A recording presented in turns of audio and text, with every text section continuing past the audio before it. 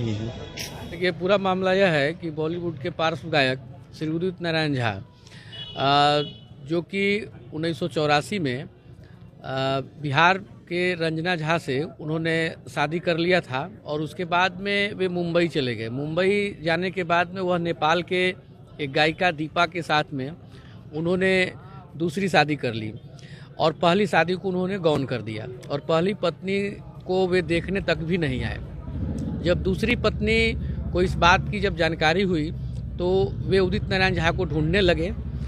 उसके बाद में उदित नारायण झा तो पहली बार में उस अपनी पहली पत्नी को स्वीकार करने से ही जो है मना करने लगे। जब उन्होंने अपना पूरा फ़ोटो वगैरह सब जब सामने में जब लाया तब जाकर के वे एक्सेप्ट किए।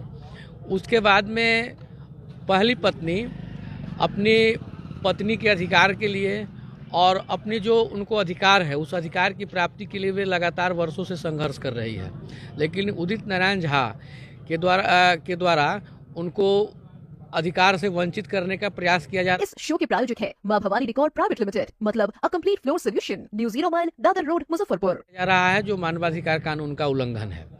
दूसरी सबसे बड़ी बात यह है कि यह महिला अब काफ़ी ओल्ड एज की हो चुकी है और काफ़ी बीमार रहती है।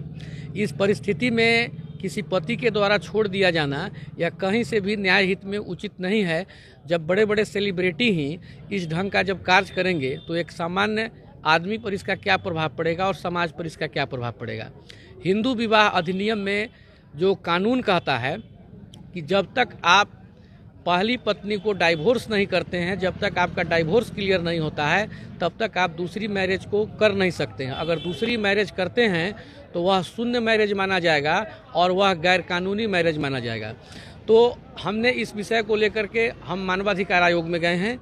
इसके लिए हमने नेशनल ह्यूमन राइट कमीशन नई दिल्ली और Bihar state human right commission Patna के समक्ष दो अलग अलग हमने पिटीशन दाखिल किया है। क्या मांग किया? और पिटीशन में हमने यह दाखिल किया है कि उदित नारायण झा की जो सेकेंड शादी है उस सेकेंड शादी को गैर कानूनी किया जाए और उसको शून्य शादी माना जाए और पहली पत्नी को टोटल अधिकार दिया जाए। क्योंकि कानून है तो कानून जितना उदित नारायण के लिए लगता है उतना एक सामान्य आदमी के लिए लगता है। तो जब कानून जब संविधान जब बना हुआ है तो संविधान में तो सब लोग बराबर हैं, तो फिर उदित नारायण के लिए अलग से कानून थोड़ी बन जाएगा। बॉलीवुड के बहुत बड़े सेलिब्रिटी हो जाने से तो कानून उनके अनुसार तो नहीं काम करता है, कानून का एक अपना रास्ता है। तो हमारी बस यही मांग है कि उदित नारायण की जो दूसरी शादी है उस शादी को शून्य शादी हो और यह गैर कानूनी हो और जो पहली शादी है उस शादी को ही वैध है, चूँकि वो तो वैध ऑलरेडी है।